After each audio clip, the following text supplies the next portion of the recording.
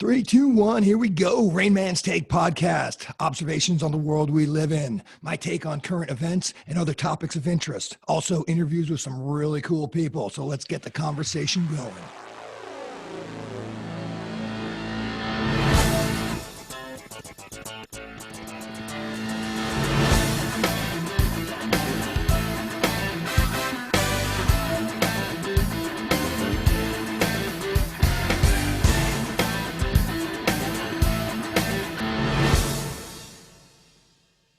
Hey everybody, it's the Rain Man. Thanks for joining me. I have today as my guest a good friend of mine who's been on a couple times already, Joe Connell. Joe, how you doing, sir?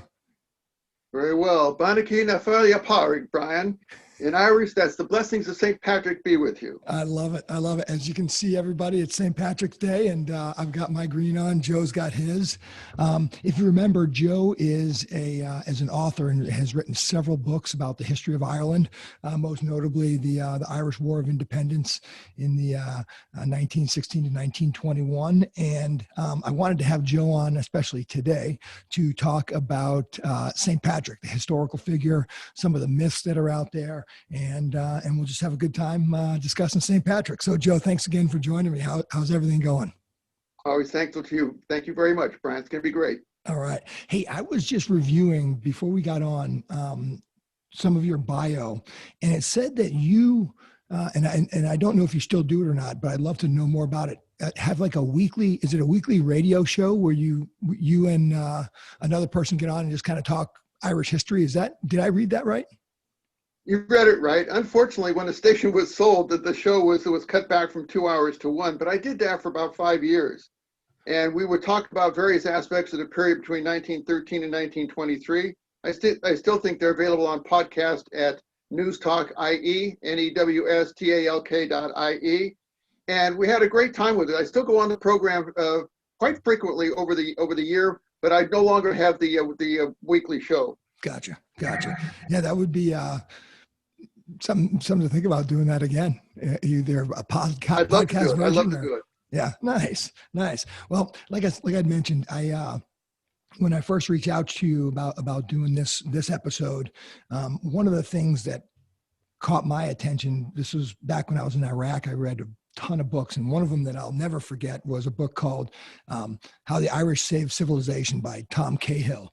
And it's just a really cool ancient history of Ireland, and would definitely love to get into that with you, because I think at least the historical figure of St. Patrick goes all the way back to those sort of days of the end of the Roman Empire in Britannia, and just kind of how Ireland, basically the premise of the book is, as Rome was collapsing, all of the books and all of the knowledge that was housed in Rome and across the Roman Empire was kind of spirited away to the farthest reaches of civilization at that point, which is Ireland, and how they, the monasteries stored all of that knowledge. And so when the world comes out of the Dark Ages, they've got all that there. So let's go ahead and let's first of all start with the myth of St. Patrick, and then we'll kind of work our way back from that. So what are the myths of the current St. Patrick's Day story, and what is the kind of the reality of it? Well, there are a lot of myths about Patrick, but we do know he existed, which is something that we can't say about a great many people in Ireland. Patrick was born about 390, but he was not born in Ireland. He is not Irish. He was born on the island of Great Britain, probably in Wales, although some people think that he might have been born in Scotland. We do know that his original name was Mewin Succat, and that just doesn't have quite the same cachet as St. Patrick, so it's a good thing he changed his name. He became known as Patricius, the Latinized version of the name Patrick, when he moved to Ireland. And when he did that, it was not the first bishop in Ireland. There were others, but in fact, he was the first one that left writings for us. So we take a look at Patrick as a young man. He was 16 years old. He was kidnapped. The Picts used to come to Great Britain, to Wales. It was sort of like a smash and grab raid. They take anything they could. They took animals, they took people, they took crops, they took anything they could. And he was taken over to Ireland, to the north, in County Antrim, and he worked for about the next 16 years as a shepherd. When I say work, he was simply a slave. They put him into the fields as a slave.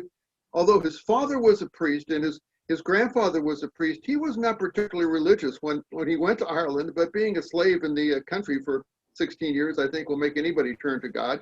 And he did. And so he prayed and he prayed and prayed to the Lord. And he said he had a vision that the Lord told him if he escaped and he went down south toward Dublin Way, that he would be able to get a boat back to his home. And he did that. He was about 16 years old. We think he was back, that he left from County Wicklow, which is just south of Dublin. And he got back. And then he went over to France and he studied for the priesthood in France. He was ordained there. And when he was ordained, he asked to be sent back to Ireland as a missionary. So he became a bishop in Ireland about 430 or so BC. As I say, he wasn't the first bishop, but he was the first one that we really recognize because he left a great many writings, particularly what is known as Patrick's Confession. And because of that, we know that he was there. We know the things that he did as far as the people were concerned, and we know very much about him in that way. But we call him St. Patrick, and one of the most important things about him, he was never canonized. Way back in the church's day, in the early millennia of the first millennium, the church basically put the appellation of saint on someone. Usually it was a martyr, and sometimes it was a local person in the area, but Patrick was never canonized. But there was a priest in Ireland by the name of Luke Wadding. He was about the 1500s, 1600s. He became a priest, went to Rome, had a great devotion to Patrick, and he, at that point, he made sure that Patrick was recognized by the church, and he became recognized, but he was never exactly canonized. So we know that Patrick existed. We know he was there. We'll talk about some of the things going on here. I hope that the idea of the Shamrock and that sort of thing. There are two things I think we ought to take a look at that everybody remembers and looks at, but they probably don't know. Patrick is known very much for what's known as the Celtic cross. I hope you can see that. Yeah. Yep. It's the cross with the circle around it. And the reason was the Druids actually worshiped the circle. Patrick, as a missionary, knew he couldn't tell the Druids of Ireland to get rid of your religion, but let's go ahead and combine it with my religion, Catholicism. And so the circle is there on the Celtic cross. You see it, I wear one. You see people have them on in jewelry. You see it all the time in cemeteries in Ireland, and that's a parcel of Patrick. The other cross that he had, and again, I hope you can see this, it's called Patrick's Saltire. And basically, it's an X kind of cross on its side.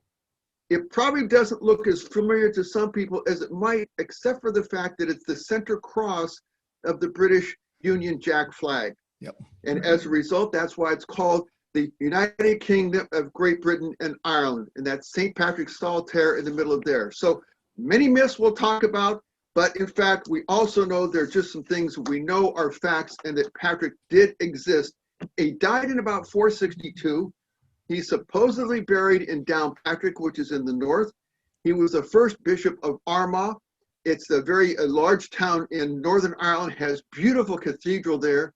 And to this very day, the lead bishop in Ireland, the archbishop there, is always known as the primate of all Ireland because of Patrick. I love it. I love it. And that's actually, that was one of the things that I did want to touch on. That was the Irish version of Catholicism, at least when sort of Catholicism was first starting to stretch all over Europe. The Irish version was very, liberal is not the right word, but they took a lot of the pagan, the Druid parts of that religion and kind of formed it all together. Isn't that right? It is, and it's called green missionaries. There were red missionaries who would go into a place. The Spanish, unfortunately, were greatly known for that, and they would kill people, and they would torture them, and they'd make them turn their religion over to their religion by killing them and everything else. In Ireland, it was not that way. Patrick was a very smart missionary. He went in and he tried to combine the aspects of the religion that you had. And remember, in most places at that time, this is 400, most people worshiped some part of nature. Everybody looked at the sun. Everybody looked at the crops. Everybody looked at rain. This is a part of what the gods give us to live in our world. And Patrick was very, very good at combining the Druid ideas, some of the Druid ideas, into Catholicism, using them, and he combined it very well. And so therefore, he did all of his missionary work without killing anybody. It was a completely green missionary, not a red missionary. Yeah. The first thing that comes to my mind when you talk about that is the Spanish in South America. Yes, Spanish in South America and the Spanish in the Caribbean islands are notorious. Yeah. And they should be. So now when he was there, I mean, literally the mid 400s, Rome is collapsing. The church is just starting to really hit its stride in terms of coalescing around the Nicene Creed and all of those things. Was it very well established in Ireland already by the time he got there, or was it still kind of a fledgling program up there? It was very, very much of a nascent kind of establishment. As I say, he was not the first bishop. Palladius probably was one of the bishops that preceded him, although he didn't leave any writings. But Patrick was there. They had come over, missionaries had come over, and they wasn't there. But Patrick was the one who really expanded the missionary work in Ireland. He did so, I think, not just because of the timing, but because of his way, the way he looked at it. He talked to the Druids, he talked to the people, he went around, and he didn't try and convince them entirely to change everything over, but rather to mold their religion into the religion of Jesus Christ that he was trying to bring forth. So I think he was very, very good at that. And at the time, as you say, Rome, remember, was sacked by the Goths in 410. So at this time in the early 400s, the Roman Empire was starting to fall apart, or was falling apart, however you want to take a look at it. And in fact, while the Romans did invade the north of Ireland, the north of Ireland is only about 15 miles from Scotland. And as a result, they could see it. You can see Ireland and Scotland from one another on a clear day. They did come over, but they never conquered Ireland. And so as a result, Patrick was there, and the Roman Empire was far away from what was going on in Ireland at that time. Interesting. Yeah, that's fascinating. So you threw it out there early. We might as well touch on it right now. But where'd the Shamrock come from? What's the history behind that? Well, the Shamrock did not really come.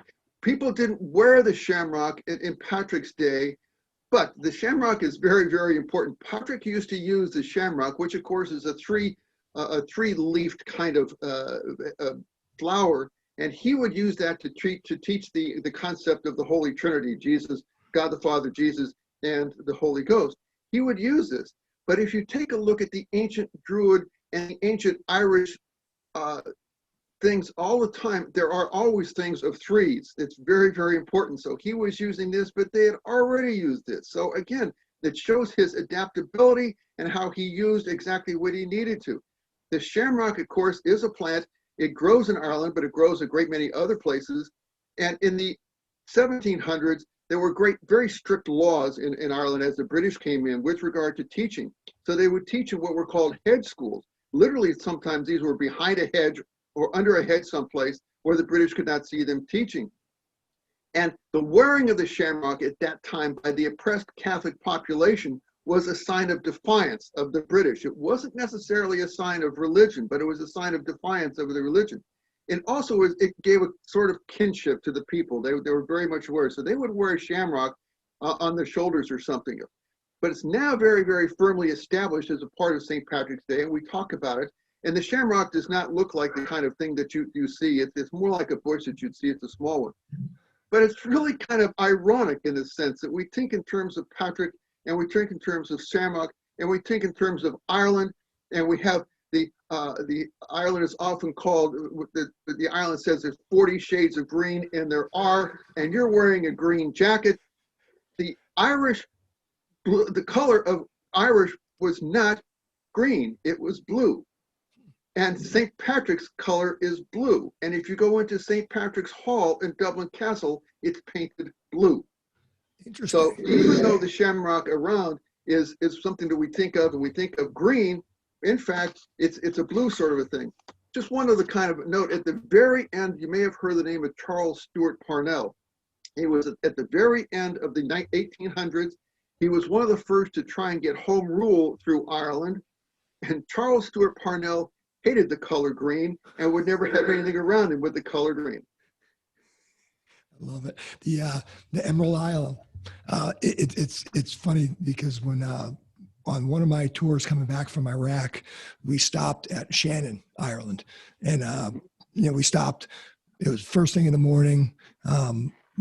We had left Kuwait the night before, and so you leave, it's pitch black out, but the last color you remember is just brown, sandy color, right? Wake up the next morning and you're flying over Ireland and there's clouds and it's just lush green. I mean, it was the greatest scene ever. And then you get into the I imagine it, every time I fly in there, and I try always to fly in there in the morning, and it's gorgeous as the sun comes up out of the west and you look at, or out of the east rather than you kind of look at it coming from the west. And the thing of it is, they talk about 40 shades of green over there, but there are many, many more shades of green than gray. It really is just a gorgeous country. Yeah, it really is. And just hitting one more thing about that stop we made in Shannon. It was first thing in the morning. I think we landed at like 6 a.m. and we all got off the plane as they were refueling it, and we went into the terminal, and they actually brought in a couple of bartenders for one of the terminal bars at first thing in the morning, and that was the best Guinness I've had in a long, long time. They're pouring the Guinness in the airport 7 a.m. in the morning. There's nobody there but us. It was really cool. So two things about that. I'm surprised they didn't actually serve you Irish coffee, because Oh, no. Irish coffee started in Ireland for the old flying boats. It started near Shannon at the original place where the flying boats used to land, because Really? the people would come off the boat after flying for, I don't know how long you flew from Kuwait, but they would fly for as many as 24 hours, get off the plane, be freezing, and they started the Irish coffee there. That's where it's generally started there in that. The other thing about Guinness is they will tell you that Guinness doesn't taste anything anywhere else in the world. It doesn't taste like it does in Dublin. It's true. I agree. And that's a great tour too. So everybody, if you're ever over in Dublin, you have to go to the brewery. That's great. So getting back to the historical figure of St. Patrick, when did he I assume he died of old age. It wasn't because he got ransacked by roving marauders, right? I mean, Correct. He was probably in his 70s. They attribute his death to be about 462. He would have been about 72, 75. The dates in those times are a little bit fuzzy, as you can imagine, but he was probably in his early 70s. And again, somebody who had lived a very hard life, as most people did in those days, who lived to 70s, would have been a very, very old man. Yeah. Interesting. And some days I wake up and I think the same thing is today. I love it. That book, How the Irish Saved Civilization, it talks about taking the books and the knowledge and the libraries and ferrying them over to Ireland to kind of protect them as Europe is starting to come apart when the Roman Empire starts falling.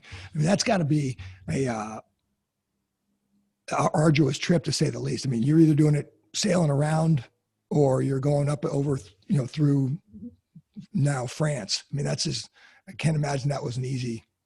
Well, let's talk about the book a little bit. How the Irish Saved Civilization was written by Thomas Cahill. I think the original issue was about 1995. He's an excellent writer. It's a very, very interesting read. He writes it very well, and it's an easy read. It's not exactly history, though. I think that we have to kind of back off a little bit here and take a look at it. The first part of the book, he talks about the Roman Empire, and it was falling apart, and he does talk about Patrick, and he does do it very, very well. Ireland at the time, after Patrick, and remember into the Dark Ages, the 700s, the 800s, and 900s, Ireland was really a hotbed of monasticism. It was a hotbed of learning. They had a great many libraries themselves. And their theory was, among the monks at the time, was to bring in every book they could. They didn't want to leave anything out, no matter if it was something that was different than what they thought. They wanted to bring everything they could. So they had a tremendous amount of books there in Ireland. And at the time of the Dark Ages, when things were being burnt, they were pretty much away from it, as they had been in the Roman conquering days. However, the theory that Cahill has is that if all the books had not been in Ireland and had not been saved by Ireland, they all would have been destroyed by the marauding Goths and the other basic people at the time. I think that's a very big stretch. because in fact, the idea that he's proposing is that there would not have been any kind of record going back beyond that. And that's really not true, because remember, if you take a look at the libraries of Byzantium, they held the Greek papers, they held the ancient papers, they held the papyri from Egypt, they held everything else. And they also held, we always talk about the great library of Alexandria that held every book that ever came around. So all the books probably would have been still there. However, Cahill is correct in what he says, in that the Irish did have a great many of these books, and they did take them to various places, and they did save them, and then they brought them back. Anybody who goes to Dublin on any kind of a tour is told to go to the Trinity Library, to the Long Library, and see the Book of Kells. The Book of Kells it's about 900. I think they dated it to just about 900. It was printed on the island of Iona, and in fact, it's what it's called an illuminated manuscript. It's a Bible, and on every page, they're gorgeous pictures of the first letters of each of the Bibles, etc. When you take a look at this is not done by computer, it's done by hand, and it's done by monks, and all of the colors there are basically flowers or some kinds of dyes that they use to come up with the different kinds of inks. This is the kind of books that were saved, and this is the kind of a book that they were there. So when you take a look at some of the theories that are espoused in Thomas Cahill's book, I think it goes a little bit far, but on the other hand, I think it tells you very well exactly how the Irish monks did save a great many of the things and many of the books that were there. Remember too, when the Vikings came and they actually burnt and tore down the monasteries as well. So when you take a look in Ireland, you have the very high round towers that I'm sure you've seen. The reason is the monks would go into that tower, pull up the ladder, and the Vikings couldn't get to them or couldn't get to their treasures. So all of this is the history, and this is how it was saved during those years. I did not know that. That's awesome. And that's also when the Roman Catholic Church was also, they're very strict orthodoxy. So you get these really progressive monks and priests up in Ireland that have all these old, for lack of a better way, pagan religious manuals from pre-Christian time, which is, that's fascinating. I actually didn't think about the Vikings basically doing the same thing as it seems like the Orthodox Catholic Church was doing. Well, they did. Remember, the Vikings would come in, and we talked about smash and grab the Picts who came in and captured Patrick back in 300, 400. The Vikings did the same thing up in the 900, 10,000, 11, 1200. They did the same thing. They would go on raids, and they could take everything they could. They would take people. They would take young women for slaves. They would take gold, jewelry, anything they could. They would take that back.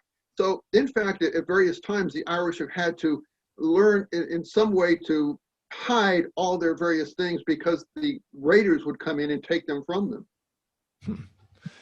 Do the Irish celebrate St. Patrick's Day in Ireland the same way we do over here, or no?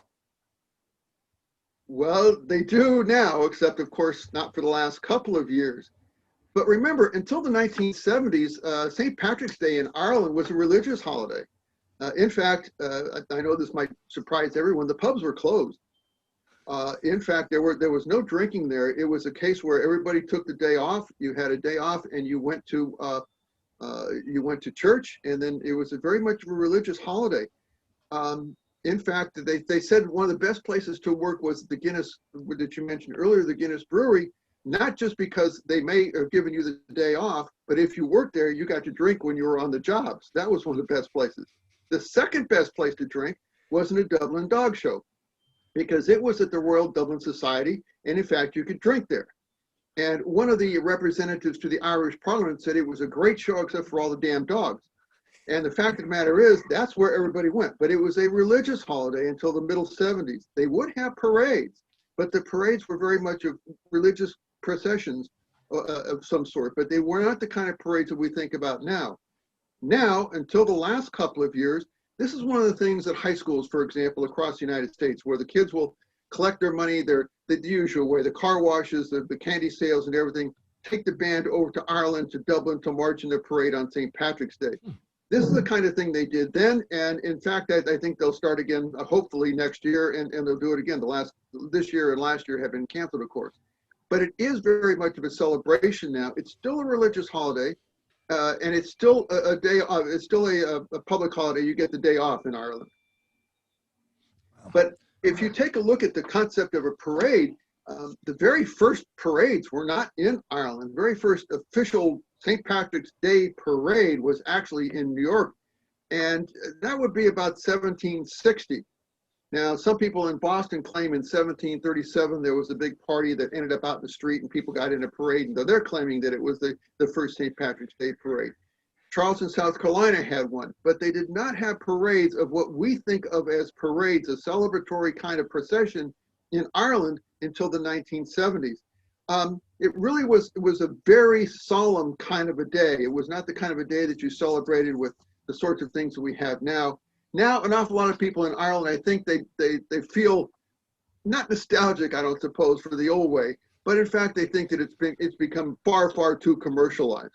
Yeah, and I'm sure the fact that they turned the Chicago River green probably doesn't go over very well to the old school Irish. I know you've been to Dublin, and they do not turn the Liffey green, so let's put it to you that way. I love it. I love it. One of the coolest things I remember seeing when we went over there was, it was outside of Dublin, and I don't recall where it was, but it's the oldest working bridge. This old stone, gorgeous bridge goes back to 1100 or something. Just a quintessential Irish scene. The old bridge with flowers and moss growing all over it, and that I'd love to go back and revisit some of those areas. It's my take is probably back in the 1700s here in New York and the New World. Because the Irish were treated so poorly for a while there in the mid 1800s, I'm sure that was probably a nice little respite to kind of remind them of home, having that parade. Well, it was, but remember the Irish units have always been a very important part of the British Army. You have the Dublin Fusiliers and the Munster Fusiliers and all the various regiments that come from there. These were people, there wasn't any work necessarily in Ireland, so even going all the way back to the 15, 16, 1700s, there would be Irish regiments and Irish soldiers in the British Army. And it was those soldiers in New York in 1700 who actually had the parade. To this very day, you have that same kind of a thing where the royal family even goes to, and I don't know if they'll do it this year, but the royal family goes to the Irish regiment and celebrates with them. And I'm sure you may have seen the pictures of Prince William and the Duchess Kate, and they'll be wearing the Shamrock as well, and they'll be there with the Irish regiments in England. It's a very important part of the British Army still to this very, very day. Wow, I did not know that. Interesting. In terms of kind of what we hear about today, and at least growing up, it was St. Patrick brought the snakes that got rid of the pests that caused the potato famine. I mean, where does stuff like that? Where do they come up with that? Yeah, the Irish can come up with a lot of things in a lot of places. I can't tell you where they come up with them. The story is that he ascended to Croagh Patrick, which is a mountain in County Mayo. I've climbed it a few times, and it's a very kind of a tough climb. And he was up there for 40 days and 40 nights, sort of emulating Christ in his time in the desert, and that he extended his arms out, and that he got rid of all the snakes in Ireland. That's probably the most common legend about it. I do believe that he got rid of the snakes, and the reason is one of my very famous, or one of my great heroes of the Irish Revolutionary period, James Connolly, who was executed so foully by the British after the 1916 revolution. He spent a great deal of the time in the early 20th century, 1900 to about 1910, in New York as a union organizer. And he said that he knew that St. Patrick got rid of all the snakes in Ireland because all of their relatives, or all of them, swam over to New York and they became politicians in New York City. And so I know that story is true. But actually, if you really want to know about the snakes in Ireland, unfortunately, I hate to tell you, there never were any. Really? No, they never came across from Britain, and so there never were any snakes or reptiles in Ireland. So the idea of St. Patrick getting rid of them, well, you can kind of pick whatever story you want. That's a very Irish thing to do too. It's hilarious. I love it. So what are you working on right now? You do you have a last time we talked, I thought that you are almost done with your current book, or where are you with that project? Yeah, it's done. It's with a reader right now. When you give it to the publisher, the reader will take it. It's called The Terror War. It's a book I'm very, very happy with and very proud of. And it's about the what happened to the people in the War of Independence, not just the concepts, maybe not just the politics, not just the ideas, but what happened to the people and how terrible it is to live through a war. You've lived through Iraq, and you can see what it does to the people. They live in a terrible state of just being fearful of everything. And that's what this book is. It's with the reader right now, and I'm waiting I'm anticipating it very, hopefully that it'll be going through here very quickly. I'd like to go back to Ireland this year. I'd like to go back in November. I don't have any idea what's going to happen with regard to the pandemic and that sort of thing, but I'd like to, and I'd like to do that. I'd like to, if I may, just take a couple of seconds here to talk a little bit about what was going on with regard to the people in Ireland in time of Patrick and how the society was established, because it's very important. I mentioned earlier how they were Druids. The Druids really were the intellectual class. They were the ones to whom he had to convince, and if he convinced them, the rest would go with them. But Ireland was really under what was called the Brehon Laws, Brehon at the time. It's a very, very egalitarian kind of legal system. We could learn a lot from it today. It's very, very much equality. Women and men were equal in so many ways that they were not anywhere else. Women could choose their husbands. Women could divorce. Women could have several husbands, just as men could have several wives. Women could own property. Women could be judges. It was a very, very advanced kind of concept at the time. Also at the time, when the Romans were there, we talked earlier, they tried to come down to Ireland, and they did do a little bit. But the women were also taken into the army at the time, and they were the ones who were extremely harsh in terms of the Romans, and the Romans would do it. There was a Roman general by the name of Manius Marcellius, and he said that he would not go against any Irish unit because any Irish unit would just decimate any Roman unit, especially if they brought their wives with them. Really? I did not know that. Yes.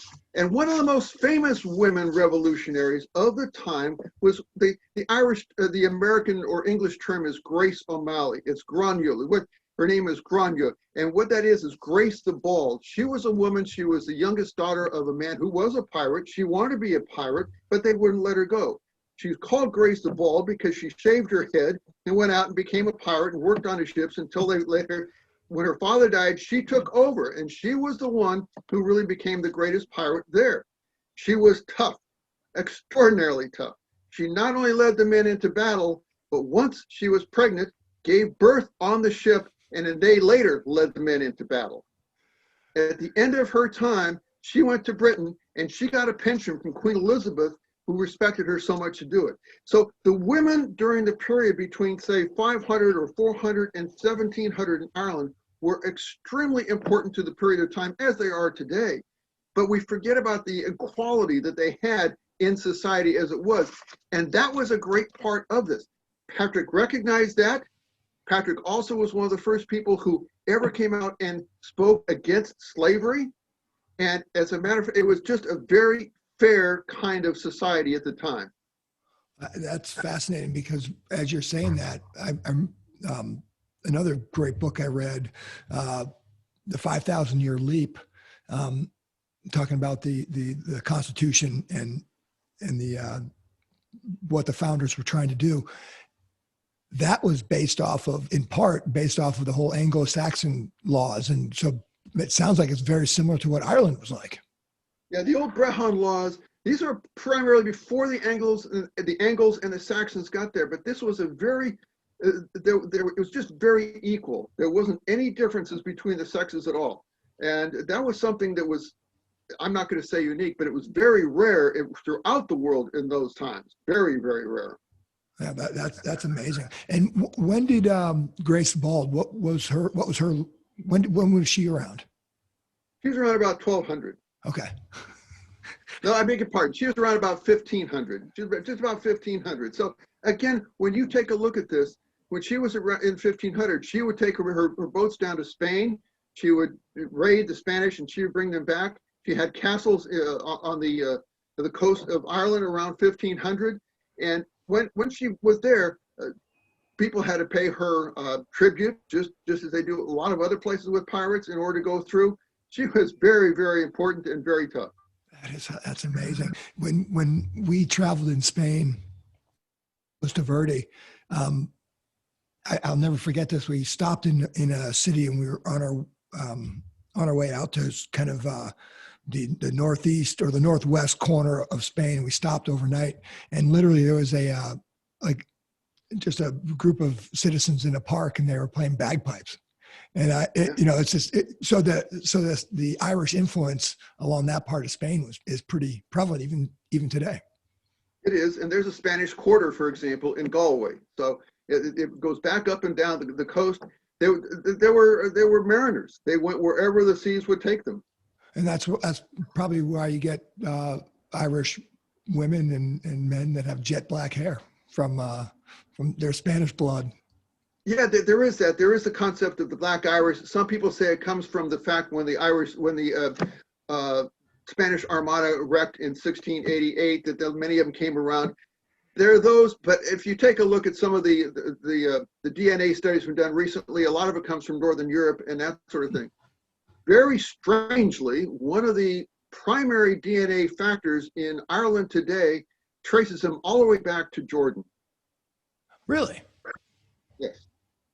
So it's a rather strange kind of a thing. We forget. I mean, the people traveled a lot in those years. Maybe not the same person, or maybe not out and back. They were not all Marco Polos, but the expansion of the human race was quite broad in all those years. That is fascinating. Yeah, I mean, you hear stories of the English royal family is descendant from one of the tribes of ancient Israel. So just because they scattered to the winds when the Romans showed up. Yes. Oh man, that's amazing. So go back to a little bit about the lifestyle and the culture back in the day when St. Patrick had to kind of convince the Druids. So you had a lot of equality amongst the men and the women. What else? What was like the culture that the Druids, again, is, they say it's pagan, but it was definitely, they were not only the like you said, the intellectuals, they were also the priests, right? Yes, they were. Remember, in Ireland in 400, as most places in the world were, this was an agricultural kind of world. You planted crops, you had some cattle, and you stayed in your family, your clan, your area, and you didn't really go too far away from that. I just talked about how people moved, but in Ireland, they pretty much stayed pretty much the same. So every clan had its leader. Every clan had some people who were there, but they didn't really travel around very much. There really was no High King of Ireland until much, much later than that. We talk about the High King of Ireland being Brian Boru in 1014. But the fact of the matter is, during most of the first millennium, there really were not any great kings. The Irish did not mold together in terms of a nation or anything like that.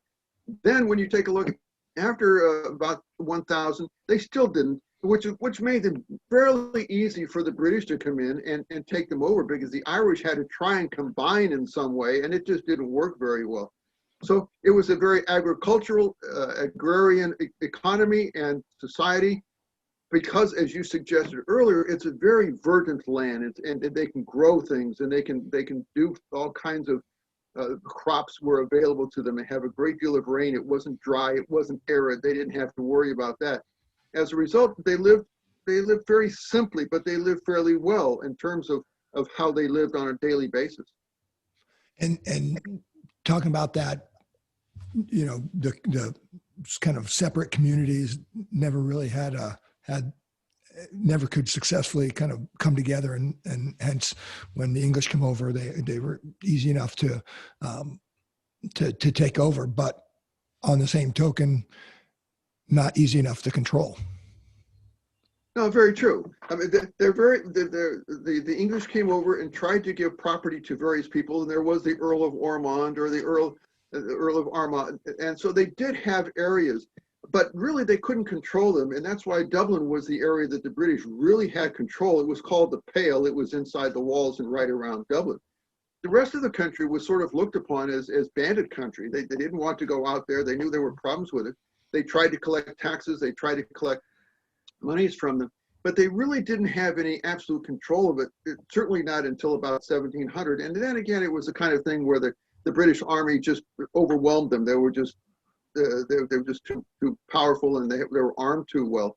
But for the most part, you had small clans, and they stayed in their own areas, and they traded with others. You have on the coastline, you have people like Grace O'Malley, for example, in the 1500s, who are going back and forth. There was trade back and forth with Great Britain across the Irish Sea. But for the most part, Ireland itself was relatively agrarian and relatively individualized in terms of the clans themselves. I love it. Love it. So the potato famine in the 1800s, they come over to, then you start the big exodus in the New World, and I wanted to kind of bring this up because I thought this was real interesting. A couple of weeks ago on PBS, Louis Gates has this great show about finding your roots, and they pick a couple of celebrities and they go deep into their backgrounds. And he had the comedian Jim Gaffigan on, and they were talking about when the Irish came over here, and I found it fascinating because, I mean, in today's world, you're a racist and everything is white supremacy.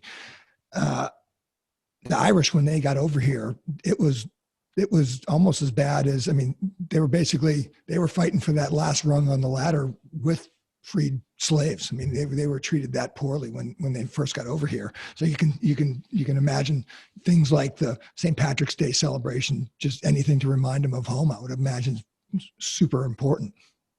I think, again, you have to remember that starting in about 1600, when you had Cromwell over there, Cromwell would take the people from the north and he'd move them away, and he would tell them, you're going to go to hell or you're going to go to Connacht. He would send people to the United States. He would plant. The term plantation, we think of it in terms of the antebellum house in the South or something, but the term plantation was with Cromwell and Elizabeth I, where they would take people from Scotland and plant them in Ireland and give them lands and that sort of thing. That's where plantation comes from. Many of those people did leave then, but then you're right, in the 1800s, 1847 was the worst year of the famine, 1847 to about 1852. The population of Ireland was about 8 million at the time when the famine started. And the people in the countryside, they basically lived by that time, an extraordinarily poor life. The potato was primarily the only food they ate, if you can imagine that. It was, maybe they didn't have cattle, they didn't have wheat, they didn't have bread, they ate potatoes. If you can also imagine it, go down to a store sometime and just pick one up. They say that the average male in 1830s Ireland in the countryside ate about 12 to 15 pounds of potatoes a day. Go down to a store and pick that up and think that's all they ate. Maybe they had a little butter, maybe they had a little buttermilk on it, maybe they had a little salt on it, but that's all they ate. So when the potato famine hit, that was their only crop. It wasn't as though we lost one crop, but we've got more. It wasn't as though, okay, we've got cattle, but we don't more. However, there was a great deal of food in Ireland at the time. It simply wasn't owned by the Irish. It was owned by the British, and a great deal of the food was sent off to Great Britain at the time. It was put onto the ships and sent over to Britain. Cattle the same way. So wheat, oats, all that went over to Great Britain, even though the Irish were starving. The famine dropped the population by about 2 million in those 5 years. About 1 million died and about 1 million emigrated. Most of them some to Great Britain, some to Australia, and some to the United States. Primarily those three entities. And so when you're correct, when they came over to the United States, they were really America's first minority. And it was far before 1850. It was way back when in the 16th and 1700s They were that. So they had to struggle as they come up. But remember, that's a concept of human nature. The new immigrants coming in are always on the bottom rung of the ladder. They're always taking the jobs that nobody else will take, and that moves the previous ones up a step and go from there. They did have the draft riots in New York in 1865, which was very much against a lot of what the blacks were at the time. So that's a totally different topic, but it's a long one. The fact of the matter is the Irish had a very tough time in the 1700s and 1800s in the United States. They built the railroads. If you take a look at the railroads coming from the east to Utah, they were built primarily by Irish. The railroads coming from the west to Utah were built primarily by Chinese. So you have these workers who come in and take just anything they can to get jobs and go from there. That's always been the thing with the Irish, is they've gone to places, taken whatever jobs were available, sent money home, and try to bring other relatives, brothers, sisters, whatever, back to this country to help them out as well. And it's fascinating because, you think of religious persecution as in, historically speaking with the Jewish population, but it was pretty much the same thing with the Irish, with the Roman Catholicism. I mean, nobody wanted that over here, it seemed like. Well, the word or the term WASP, White Anglo-Saxon Protestant, just didn't come out of nowhere. That's true. Very true. Yeah, that's amazing. So, when does your? Can you talk about your book? When do you think it's going to be out? Well, I hope it'll be out this year. I don't know. Things are so messed up with the pandemic and that sort of thing. I don't know what's going to happen with it. I hope it will be out this year. It usually takes 6-8 months, and if I'm going to try and go over there and give a lecture series in November, fingers crossed, that we might have something by that time. I'm sure you've seen recently. Again, we're talking here on St. Patrick's Day. 2021, there just been some problems with the AstraZeneca vaccine in Europe the last couple of days. Hopefully that'll get squared away and people can get vaccinated, and I think that's it. I think everybody throughout the world is pinning their hopes for normalcy, for a future, for whatever you want to call it, on the vaccine as quickly as possible. And so we have to try and make sure that the things that we do lead us down that road, and that's where I am. I really like this book. I really have been very proud of the research that went into it, and happy with the way that it came out. Hopefully the publisher will feel the same way, and we can do something, if not in November, then as soon as possible thereafter. Yeah, and where would you be lecturing? Kind of all over the country, or primarily in Dublin? What would that schedule look like? Primarily in Dublin and in the south. I've lectured in the north. I've gone to book signings in the north and around Dublin. It kind of depends. I will go down to Cork this time because, again, that's where a lot of the action in War of Independence took place, is down in Cork. So I like to go down there. I like to talk to historical societies. These are people who have knowledge of some knowledge of the period of time, and they're extremely interested in it. So it's always a great pleasure for me to go down and talk to the various historical societies, to try and get involved in them, and then they give me some great, over the years, have given me some great ideas and some great contacts and that sort of thing that I can continue researching. So primarily it would be around Dublin, but all around Dublin. I've got about 10 lectures set up so far that, fingers crossed, will be able to come off by that time. Nice. What do you where do you focus your research? I mean, obviously because of COVID, we can't really travel much, but I mean, is it libraries over there? Is it talking to people over there? Or is it primarily online? Where are you doing your research? Yes, and yes. A lot of it is online now. I do talk to people online. That helps me a lot. All the books that I bought over the years, that's probably my biggest bane, is that I buy books and books and books. And I don't buy books necessarily because I want the first editions or anything. I buy books for content. So I bought an awful lot over the years. I bought hundreds of books that are out of print, that were old, that were printed in the oldest books I think I have are about 1910. And I really want to take a look at those, and then to take a look at some of the things that are coming out now online. The museums in Ireland have done a great job of scanning and putting a great amount of material online, so you can compare some of the thoughts that people had with what is actually being said in terms of their pension applications, or in terms of what they wrote, in terms of the kind of things you would write. You'd have after action reports after a battle, and you kind of see what those are, and you see how does that compare with what we really thought was what the battle was, and you see just as, again, you did, is that if you have three people in a battle, you have four different opinions as to what happened. It never, ever, ever comes out the same way. And that's why you have to take a look at it and see just what is going on here and what happened and why and where did that lead. So all the sources that you talk about, and years ago, I spent an awful lot of time in archives, in newspapers, looking at newspaper morgues, looking at microfiche and that sort of stuff. Now, a lot more things are online, but still it comes down to the books and getting the primary source material that you can get your hands on.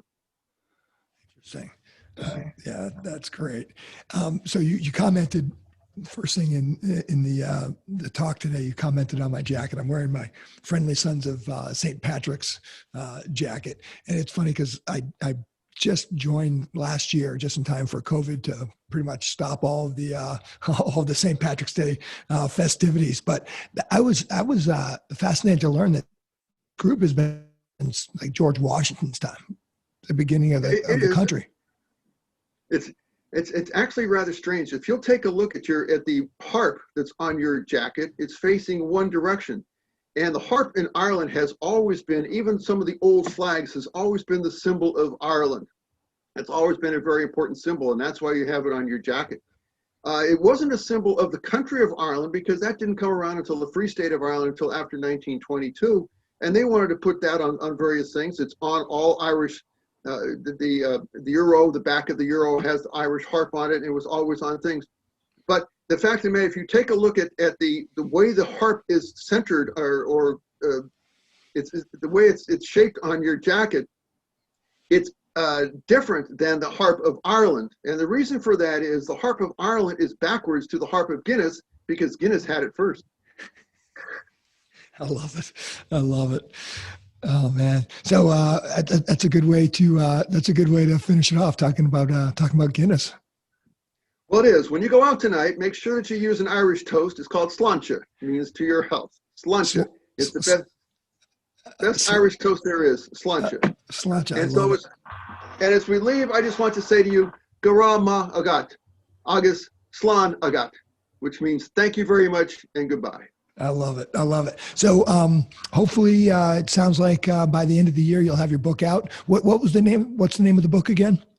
The new book is The Terror War. The oldest book that's still on the shelves right now is called The Shadow War. And if anybody wants them, I think the best thing to do is to get a hold of Wordwell Books, WORDWELL Books in Ireland, and they can get anything to you that we've got. Gotcha. All righty, sir. This was very enjoyable talking about St. Patrick's Day. Slán, Brian. Thank you. All right. Thanks again, Joe. And I'll leave it off like I always do. If you're in the military, the police departments, fire departments, or first responders, if that's you out there, thank you for your service. Stay safe. Joe Connell, thank you again. Thank you. All right, guys. It's the Rain Man. Thanks for watching. Thanks for watching Rain Man's Take, observations on the world we live in. If you like the content, don't forget to hit the subscribe button below. You can also follow Rain Man's Take on Instagram at Rain Man's Take. Also, check out our website at www.rainmanstakepodcast.com and send your comments to rainmanstake@gmail.com. Keep an eye out for future podcasts, which will be coming out every Thursday at 5 p.m. West Coast time.